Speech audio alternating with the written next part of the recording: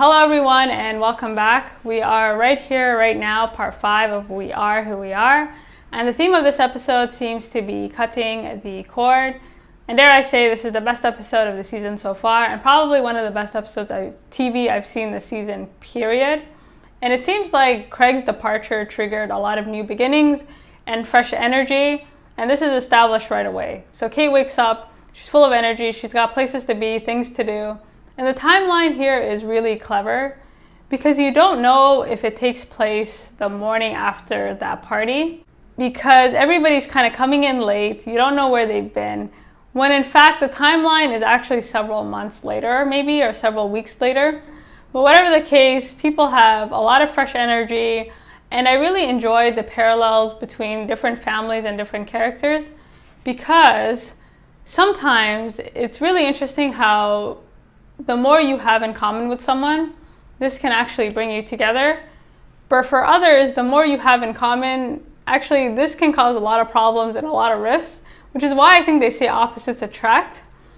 And you see that clearly when you parallel Richard and his wife Jenny and Sara and Maggie. So both Sara and Richard have a lot going on, right? Like they're going about their daily business, they got things going on, but the people around them are changing, right? Like they're trying to find their own individuality.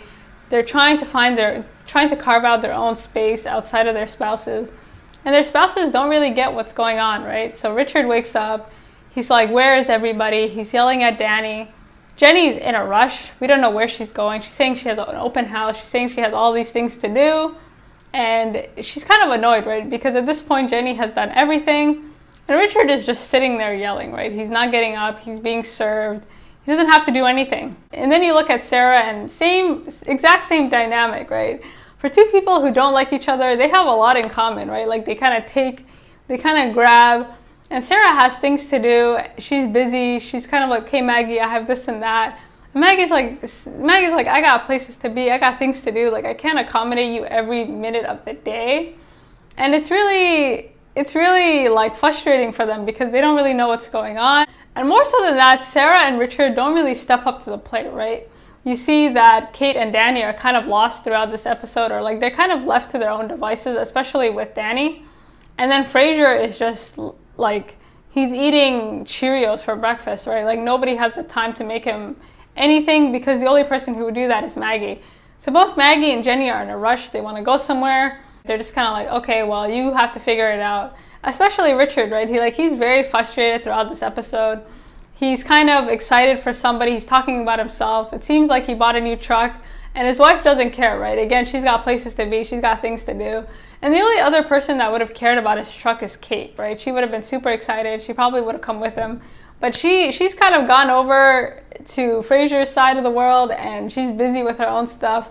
And so Sara and Richard are kind of just like, what the hell is happening with everybody? So I really enjoyed this intro because there's all these demands being placed on people, and there are cracks in the foundation, right? Like things are not as perfect as they appear. And even just the setting, right? Like it's a very gloomy day, and again, there's this whole theme of the calm before the storm. And who's going to trigger the storm, right? Like who's the person who's going to set it all off? And how are people going to react, right? Is it going to destroy everybody, or is it going to actually have a calming effect on everyone? Okay, so everybody's kind of rushing off. They're kind of doing whatever it is they need to do. You don't really know why they're rushing off, especially Maggie and Jenny. They got places to be. And then you realize where they're rushing off to. And this whole scene with Maggie and Jenny, at first, when I tell you it took me like off guard, I was like, what's happening? Like, what? They're like, huh? Like, you guys let me know what your reaction to that was, because I was not expecting that at all. And I think it's really interesting because, again, as I said before, sometimes the more you have in common with someone, this actually brings you like really close together. And it seems like they're both craving intimacy, and you kind of find it where you can, right? Like the older you get, especially I'm noticing for myself, it's harder and harder to find people you click with right away and who you can be transparent with right away, or just people who get you. Because when you're younger, it's very easy to make friends, and it's very easy because you're around similar people, depending on your experience. But the older you get, it becomes really hard, and you have two people who are growing up in these communities, or who kind of work and live in these communities where you have to kind of conform. And both Maggie and Jenny have been so used to basically putting on these costumes and acting a certain way, that it's very rare when you meet somebody who kind of see through this facade that you've worked so hard to construct. And their dynamic is really honest, right? Like they talk about everything, and it doesn't feel like they're unloading on each other. It feels like it's kind of a happy release. It's kind of I think they find some sort of safety within each other because they don't have to pretend to like things or do things with each other that they have to do with their spouses, right? And also their dynamic together is totally different, right? So both Maggie and Jenny are kind of submissives in their relationship, but together they're kind of equal, right? Maggie in this relationship, although she's still the listener, she takes on a more, I'm not going to say dominant, but she takes more charge. And Jenny can finally speak her mind, and she too is a little more assertive, right? Like she's taking off Maggie's shirt. She's really kind of taking control here, and they can kind of be whoever it is they can be without pretending to be something else. I really enjoyed this time that we had with both of them, not just because we find out a lot, but it really kind of speaks to how hard it is to find people that just kind of get you and kind of get your vibe and get what you're about. And when you find that type of person, you hold on to it because you don't know when you'll find this person again. And Jenny really reveals a lot. Like we find a lot about everybody this episode. So Jenny kind of unloads on Maggie, and she's telling her about her life. She's telling her about how her and Richard met. And the biggest revelation is the fact that Danny is not Richard's son. And it seems like Jenny met Richard when he was a contractor in Nigeria, and she already had her son like before they got married and during the relationship. And more so than that, like this conversation helps us understand Danny a bit. It seems like he's very disconnected from his mother as well. And the reason that he's been converting and learning Arabic is because it seems like his biological father may have been Muslim based on some of his research. But for whatever reason, it seems like Jenny just kind of refuses to share any information about the biological father to Danny, which is also true for Sara, right? Like we don't know a lot about Fraser's father, and neither does Fraser. And her reason for getting together with him was she was alone, and he seemed like a good guy, and he seemed like someone she could be safe around. And in trying to create the safe space, she kind of created her own prison for herself. And the dynamic between Jenny and Richard really seem like, from the outside looking in, like they seem like a nuclear family, right? Like everything seems fine and good.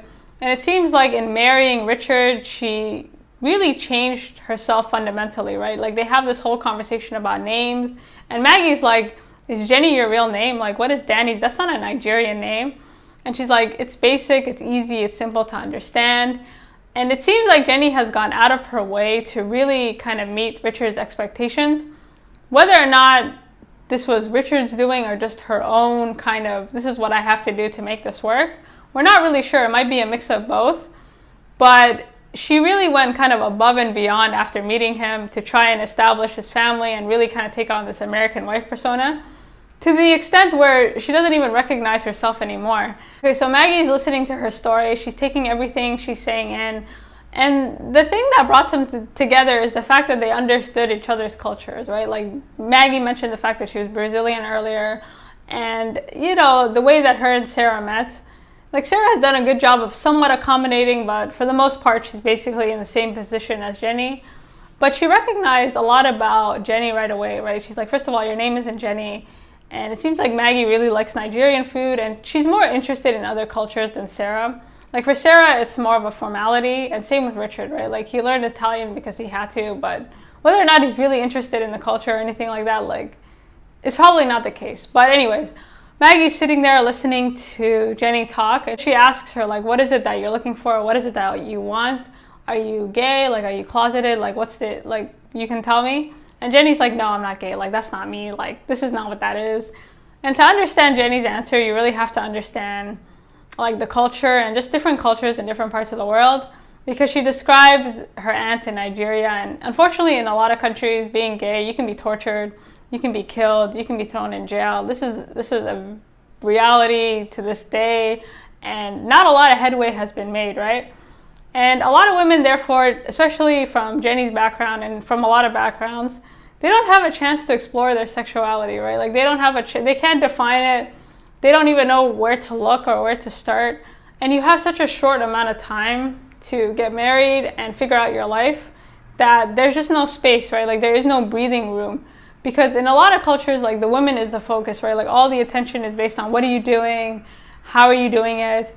You know, just even moving out alone is considered like really bad, let alone experimenting with your sexuality. So Jenny's answer was really just an indication of that, where she said no because she didn't have that time, right? Like she was presented with a situation, in this case Richard. She took it and she made the best of it.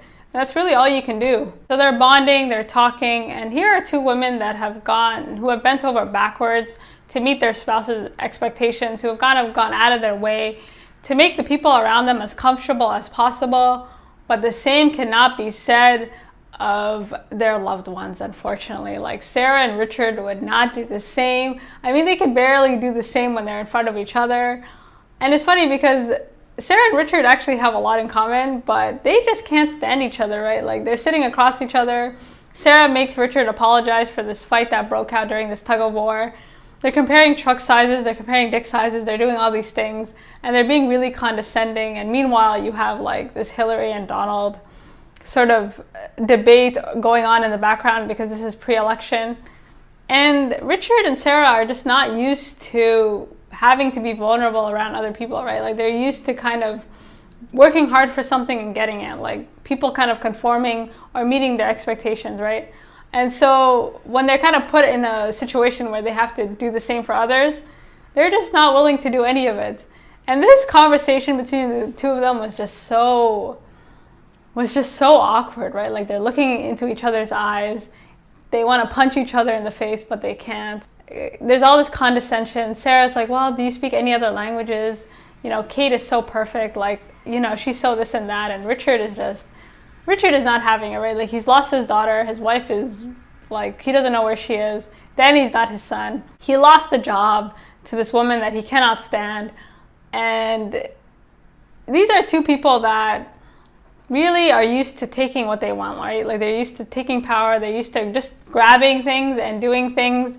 And they're so like unaware of how the people around them feel, because they're so self-interested, right? Like they're so self-involved, and the only thing going on is what's going on with them. And you see that clearly in these sex scenes. So throughout this episode, you have all these parallels, right? So you have the same day, and people are kind of meeting in the middle, right? So you'll follow around different characters during the same day, but they're all having totally different experiences, and every now and then they'll cross paths. And I really like this style of shooting because it kind of shows you like how much goes on with people in a single day, right? Somebody could be having the best day of their life, while meanwhile somebody could be having the worst experience of their life. And this is true when you contrast Maggie's sex scene with Jenny's sex scene. And it's funny how they never ask about their spouse's days, right? Like they're always talking about themselves and just whatever it is they're doing that day, and they don't really see all these problems going on, right? So Maggie gets home and she's literally staring at Jenny's house, right? Like she's staring across the pond, wondering if the grass is greener, and her wife is just kind of looking at her like, do you want to come in and like, can I vent now? Jenny gets home and she is frustrated, she is tired. She's met at the door by Danny, who's really lost, right? He's like, where have you been? Like, where have you been going? Like, how many things are you going to ignore in a lifetime? Why can't you just tell me the truth? Because it seems like Jenny, again, like she has secrets of her own that she hasn't been transparent, specifically with the biological father. It seems like Danny doesn't know a lot about him, because he says, I found out my dad was a Muslim, wasn't he? Which means he really had to do his own research. Like, it doesn't seem like Jenny's telling him anything. And Jenny is just exhausted, right? Like she doesn't really know what to do. She's like, listen, like I can't really have this conversation with you right now.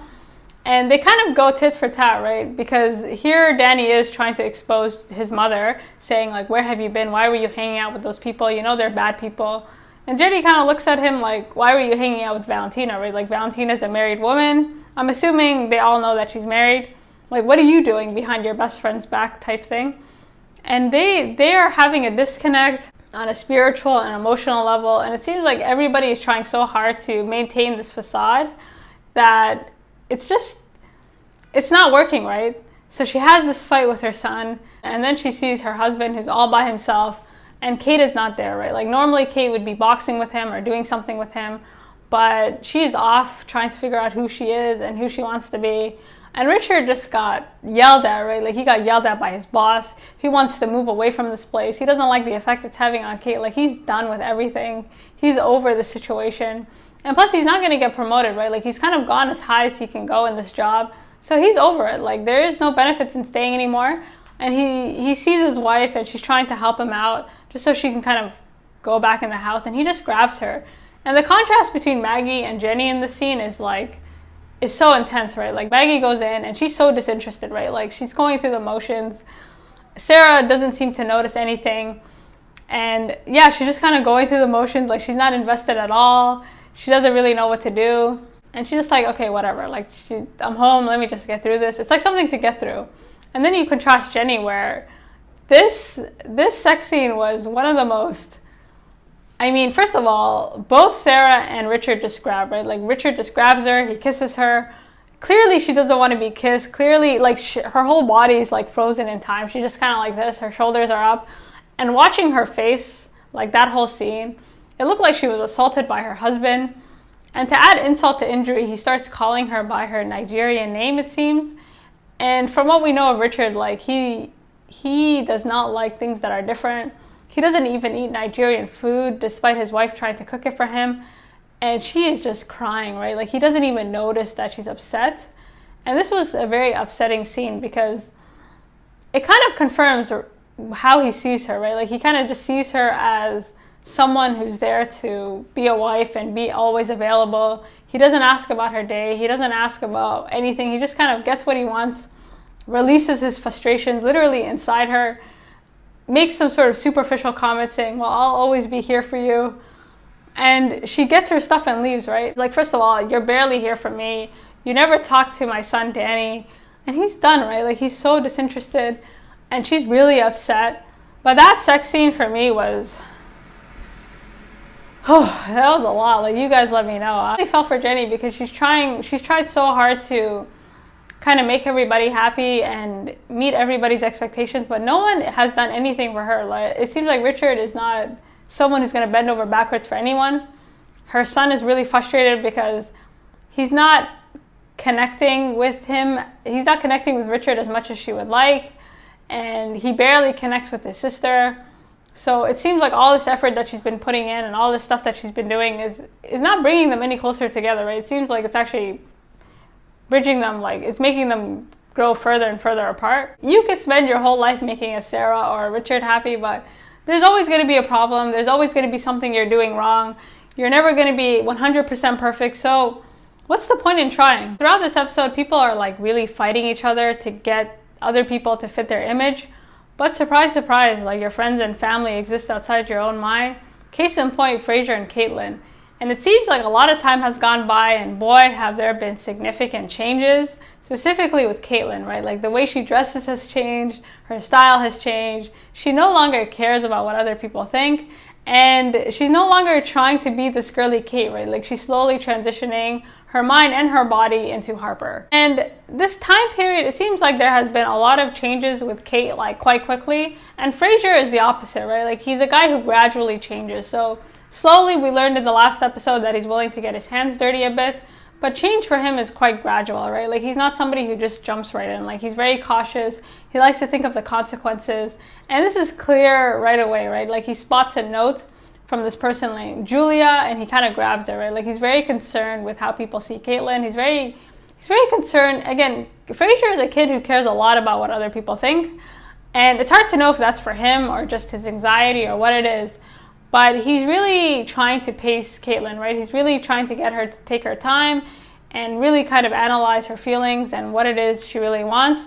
But she's kind of like, I know what I want. You need to believe me and you need to support me right away. And Caitlin is really feeling herself, right? Like she just hung out with Sara. She had a very good sort of shooting range experience. And she looks at Fraser like someone like Sara is lost on you. Like, I wish I had Sara. Like, I wish I had someone who is that cool and that interesting. And Fraser is offended, right? Like he kind of texts his mom, and the way he texts his mother always scares me. Like it gives me anxiety how he talks to his mother, because I'm just like, wow, like that's crazy. And like he called her the C word, and he's like, I'm never talking to you again, like you've gone too far, and this and that. And again, like Fraser has done a good job in terms of introducing Caitlin to new vocabulary and just giving her an avenue to research, or just kind of redirecting all this energy in terms of just figuring out how to label it or how to kind of go about things in a healthy, like sustainable way. But there's a lot that, as helpful as Fraser has been, there's a lot that he's missing also, right? Like you kind of see maybe a few blind spots here and there. So at this point in time, Kate is ready to no longer moonlight as Harper, but to be Harper, like just out in public. She wants to go on a date. She wants to like really kind of commit to this and fully see where this could take her. But Fraser gives her a lot of pushback, and he's kind of like, he's really concerned with how things look, right? He's like, is that what you think a man is? You think it's just shitty facial hair and like learning how to shoot and learning to do this and that? Like, this is not what I had in mind for you. Like, this is not what I wanted from this. And he's always kind of questioning her and pushing back, but she does a good job of kind of reasserting like, yes, I actually know what I want and I am ready for this next step, even if maybe you're not ready to see me take these next steps. And I think for Fraser, like the thing that's kind of lost on him is the fact that the reason Kate is very, very interested in the physical in terms of the body hair, in terms of the shooting, is because she feels very alienated from her body, right? Like she's trying to reconnect with it. She's trying to find ways to find peace within herself. And this is not something Fraser can relate to yet, but you can kind of see him slowly like inching towards it. He's like, okay, well, if you keep pushing me back this much, maybe you're ready. So let's just, I guess, go for it. And I do like how he doesn't just say yes to everything. Like I do like how Fraser's like constantly questioning her, saying, you know, what you think doesn't mean anything, and like this and that. Like the reason he keeps pushing her and the reason he keeps contradicting her, like he calls her a cliche at one point, which I thought was a little like ironic considering how he wears like the trendiest things, and I'm just like, yeah, you're not as unique as you think, you know. And he pushes her constantly, he questions her constantly, but again, the reason he does this is to really illuminate and show us that Kate is not going through a phase, right? Like this is not something that she's experimenting with. Like this is something she feels deeply.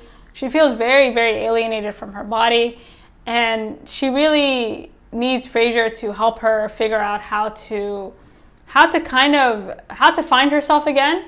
And as much as he pushes back, he kind of goes along with it as well. Okay, so she's preparing for her date. She's trying to get ready, but her hair is in the way. And Fraser, meanwhile, is trying to book a concert. He's kind of in his own world, and he's looking at her like, you're not that serious. You're not going to really go through with it. But she's really going through with it. And when he said, you know, this is not what I had in mind for you, and her response was perfect, right? Like people exist outside your own minds, and just because she's not doing, you know, he's giving her his clothes. He's really trying to accommodate what it is that she wants. But again, she's not Fraser, right? Like she's trying to establish her own individuality. And as helpful as Fraser has been, at the end of the day, like Kate can only do so much, right? Like she can meet him halfway, but this is not her style, right? Like she's trying to figure out what her style is. She's trying to figure out she's trying to figure out how to piece all this together, right? She's watching a YouTube video on how to make a mustache and how to really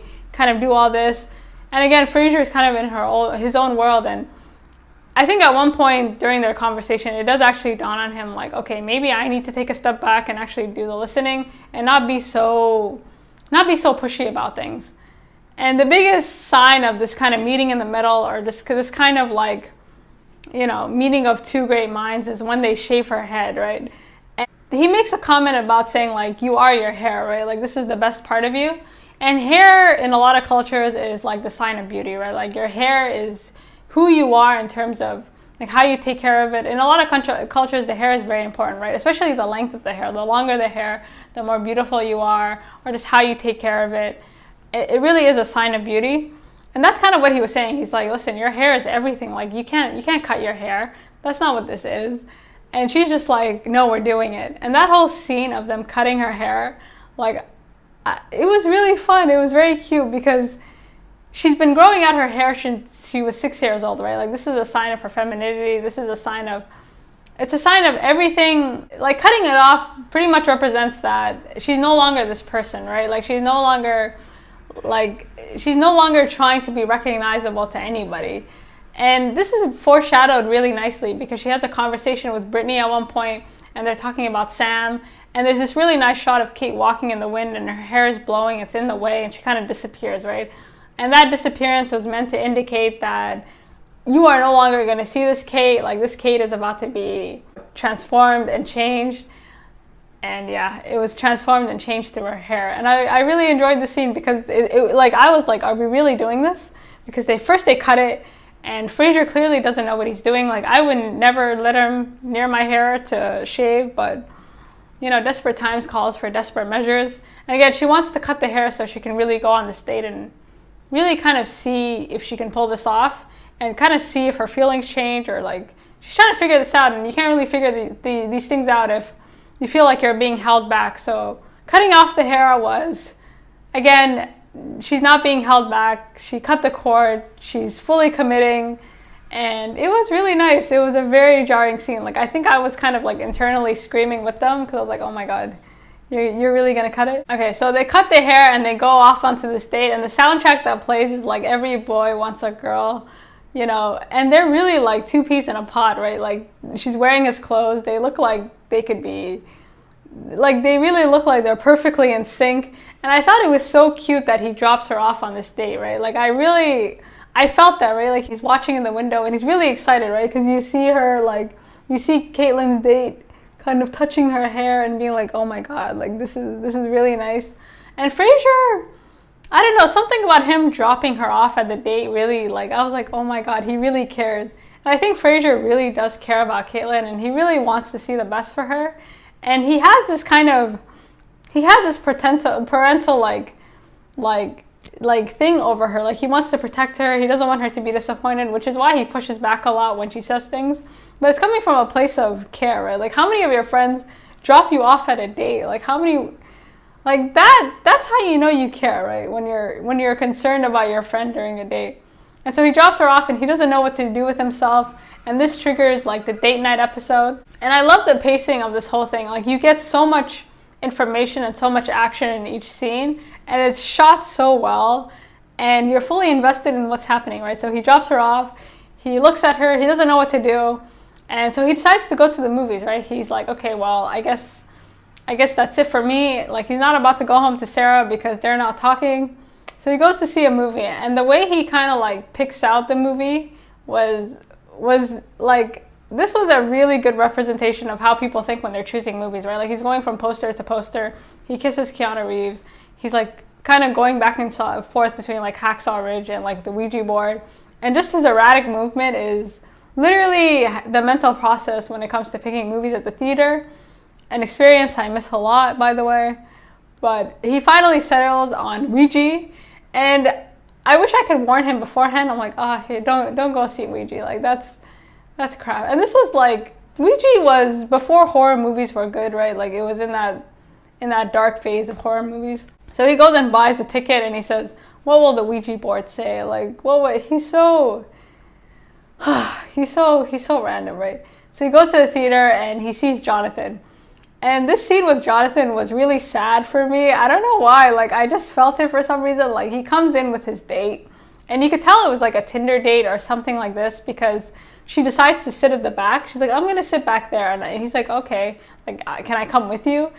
And it's clear that sometimes when you're on a date with somebody and you don't like them, you'll find interesting ways to basically no longer be around them. So she basically ditches her date in a theater, which is really jarring. Like, if you're on a date with somebody and you can't even sit beside them on the date, yeah, like that's not a good sign. So I felt for Jonathan. He's just kind of sitting there by himself. He doesn't know what to do. Like, he's just kind of like, okay, I guess I'm gonna just sit here and I'll see you after. And they kind of, meet in the middle, and thankfully they were able to kind of sit next to each other and enjoy this terrible movie. And the whole time, like, Fraser is throwing popcorn at it. And again, that's pretty much how we feel about Ouija and movies like that. Like, they're just crap, right? Like, they're trying to scare you, but the whole thing's so ridiculous. And Fraser finally gets the date that he wants, right? Like, he finally sees Jonathan. He finally gets to hang out with him and see what he's about. And they hang out the whole night, and he kind of makes a joke saying, you know, now we share a dark secret, going to the theaters all by yourself. And I go to the theaters all by myself. Like, I honestly, I've been trying to make solo dining a thing too, because there's nothing worse than going to the movies with somebody who texts a lot or who talks a lot or narrates, so you might as well just go by yourself. And Fraser's like, oh my God, and he's really excited, right? Like, Jonathan's someone he has a crush on. He's trying to get over this guy named Mark. Like, he's really feeling some type of way. And again, we get a lot of revelations. Like, no scene is wasted here. And Fraser is a kid, right? Like, as much as he tries to act like he knows everything, he reminds you time and time again that he's just a kid. And Jonathan kind of says, okay, so you want to be a fashion designer? Like, what is it that you want to do? Like, he's just guessing based on his outfit and who he is. And Fraser's like, well, I don't want to be a fashion designer. Like, who the hell told you that? This and that. Like, my mother doesn't know anything about me. Like, he's such a teenager, right? He has all this angst. And Fraser is somebody who doesn't really connect with people his own age, right? And this is true not just for young people, but for older people, right? And a lot of people don't connect with people their age in their communities because, you know, people conform, people get to a certain point, and it's really hard to connect with people. It's really hard to find people that you share things in common with without having to force it, without it having to be like this sign of, okay, you're lonely. Like, a lot of friendships, not just for kids or not just for teenagers, but especially for adults, it's like you're each other's soundboard, right? Like, you're just kind of talking at each other and you don't really know why. And so it's really rare that you get someone like Jonathan or Jenny gets someone like Maggie where you can kind of be fully honest and be like, oh, this is how I feel. Like, this is like in a kind of a no judgment free zone. And every conversation we've had between people pairing off has been very vulnerable and very transparent. So we find out a lot about Jonathan, specifically the fact that he's half American. It seems like he also has a poor relationship with his mother and his father. He moved to the States to basically get away from his mother, something that Fraser wishes that he could do. And yeah, like, his reason for joining the army was he never wanted to have a home again, right? Like, he never wanted to be stable again. And that's something that I can relate to quite a bit. Something about suburbia and just, you know, this kind of finding stability and equating stability with being in one place is honestly my nightmare. And Jonathan is someone who finds home in, I think, either experiences or just his independence, right? Because he talks about how he grew up wanting to be a rock star, and the irony being, like, he works in the military, right? Like, you go from having all these dreams to having the most mundane job, right? Like, you're in the military or you're a teacher or whatever the hell it is you're doing, right?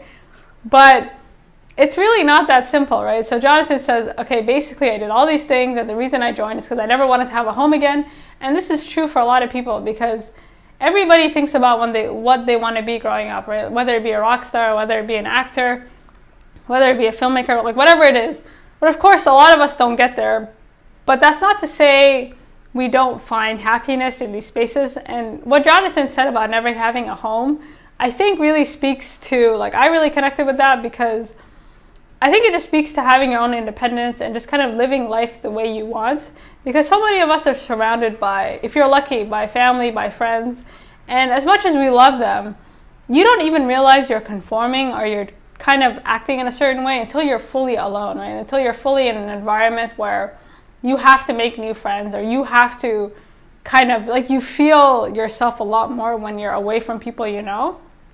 And it's really hard to be who you are because consciously or unconsciously, we spend a lot of time conforming to whatever it is other people want us to do. So what Jonathan was saying about never having a home, I feel like speaks to just how hard it is for people to find space and time to explore who they want to be, create a space like that suits them, to kind of live a life that best represents like what they really want and what really makes them happy. And although Jonathan from the outside looking out looks alone, he's very far from lonely, right? And this is like, I felt Jonathan's character in that moment, and I totally understood where he's coming from. So you guys let me know if you can relate. But again, Fraser had the date of his night.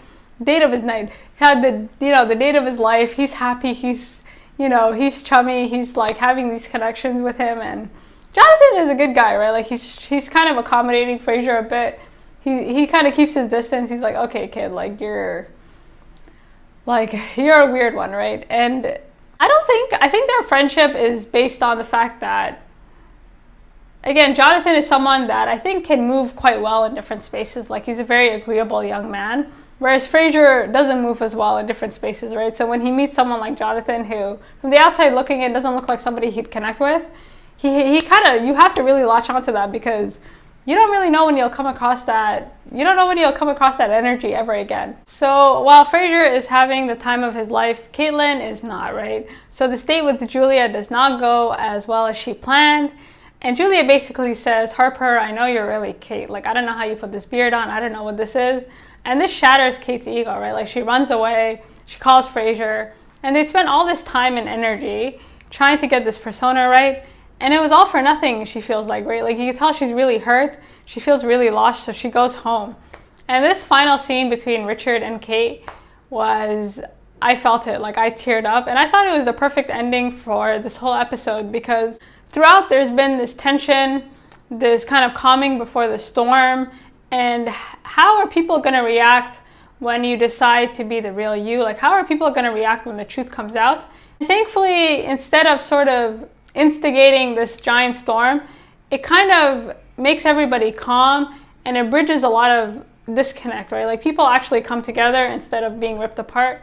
And I really like this build-up, right? So you're like, oh my God, you're waiting for something to happen. You're like, something bad's gonna happen. How are people gonna react to each other? But I think it speaks to the fact that sometimes we feel like if people change too much, or people don't fit a certain criteria that we've set out for them, this naturally causes conflict and this naturally causes problems, when in fact it can actually bridge a lot of barriers and can kind of trigger a new beginning, which thankfully is what happened at the end of this episode. At this point, Richard is frustrated, he's tired, he got yelled at by Sara, he's ready to move out. He finds, the thing that sends him over the edge is when he finds this bag of hair, right? Like, Kate's hair. Basically, he feels like he found Kate in a bag, right? He's like, what happened to you? She's stumbling in at 11 o'clock. And he's tired, right? He's like, you've been lying to me. And a lot of Richard's frustration is the fact that he doesn't know what's going on with her. He doesn't know where she's going. He doesn't believe anything that she's saying to him. And parents, like, always know what's going on with their kids, right? Like, they know you're not really studying with your friend. Like, you're not really going to the movies. Like, don't tell me you're going to the movies every night when you're clearly not going to the movies. So she walks in, and he's had it. He's like, what is going on with you? You've been hanging out with this family. And he's kept his eye on her, right? Like, she spends a lot of time there. And there's just so many signs that she's hiding things from him. And she's just terrified, right? Like, she shaved her head. She's looking at him like what's going to happen to me? And he starts yelling at her, right? He's like, well, what is happening with you? Like, did they make you do this? Did they make you do this? And that's every parent's reaction, right? Like, when they see their kid change, they're like, okay, what's making you do this? Like, what is it that you're hiding? And it doesn't occur to them that, like, you're not actually hiding anything. Like, the Kate that's standing in front of you is the real Kate, right? The bag of hair you saw was the costume. Like, that's what I was hiding from you. Like, that was not the reality, right? Like, the person in front of you is the reality. And he's trying hard, and he really kind of goes in on the speech saying, you have no idea what it's like for people like us. You don't know what the world is like. Like, Sara is not your reality. You can't. And a lot of his desperation and a lot of the speech has to do with the fact that he feels like he's not in the know, and he doesn't like how she's treating him, right? Like, everybody's treating him like he's this closed-minded, simple guy who only likes trucks. But he was hoping that Kate would see through that. And I think what hurt him is the fact that Kate just basically dismissed him, right? Like, she kind of dismissed him like everybody else has. And Kate is somebody that he really feels knows the real him, like, can kind of see deeper than this kind of masculine facade. And for her to not tell him what's going on, and not only that, for her to assume his reaction, I think that's what's really hurting him. Like, what do you think this is? Like, whatever problems you have, you can talk to me first. Like, you could have shot with me. Like, it would have been fine. And again, he's really hurt that she just doesn't want to communicate with him, or like her perception of him has changed, and he can tell it's not for the best, right? It's for the worst. And that's really what's bothering him. And I really connected with this story a lot, because I remember there was one night I came home after a night out, and this was not during a good period, and I was doing the same thing as Kate. Like, I was going out a lot and doing all these things, and my dad kind of sat, like, I came over super hungover, right? And I actually ended up throwing up in a taxi. And my dad kind of had to pay the fee, and he sat down and he's like, are you drunk? And I was like underneath my bed. She's like, no, I'm not drunk. Like, I'm fine. And my dad kind of told me like, listen, if you're going to go out, don't get drunk. Like, really know how to pace yourself, really know this and that. And he was really trying to come off really calming, because I thought he was going to yell at me. Like, I thought I was going to get kicked out of the house. But instead he kind of sat in my room, and I had my bed sheets over, because I felt really like I don't want to get in trouble, right? Like, you get scared when your lies catch up to you. And instead he was really calm, and the next morning, like, everything was fine. So I think the thing that's bothering Richard, again, is the not knowing, right? Like, what is going on with you? Like, are you being safe? I don't know where you are. I don't know what you're doing. And he just feels like he's not in the know. And that's really where his trouble is coming from. And the fact that Kate kind of cries in his arms and she says, you know, Daddy, like, I'm sorry, or she just kind of like collapses into him. That's all he wanted, right? Like, so he kind of embraces her. And in embracing her, you could tell like this was a new beginning. Like, he's not angry with her. Like, this wasn't coming from an angry place. It was just coming from a place of like, I just need to know if you're okay. Like, are you alive? Like, what's going on with you? Because that's all he cares about. He just wants to know you're okay and kind of be in the know. So that hug, that whole embrace, like, I teared up, because it just speaks to their relationship and just how relationships change between parents and children. And sadly, a lot of the changes have to do with people keeping secrets from one another, people not being 100% transparent because they're afraid of what the other person will do or react to, when in fact, a lot of these situations at times are coming from our own minds, right? Like, we create these scenarios that maybe has not, like, there's nothing to suggest that person would react that way. And in Richard's case, he wasn't angry with her. He just really wanted to know that she was safe. So with that being said, that was an excellent episode. Again, probably one of the best episodes of TV I've seen. It was so perfect. It was so well-rounded. And it really spoke to this whole, like, we are who we are. And the only thing certain in life is change. And just because you change doesn't mean you have to keep it a secret, or doesn't mean it has to be a source of conflict, right? Like, it can actually be a source of new beginnings and a fresh start. So with that being said, thank you for stopping by. Let me know what you think, and until next week.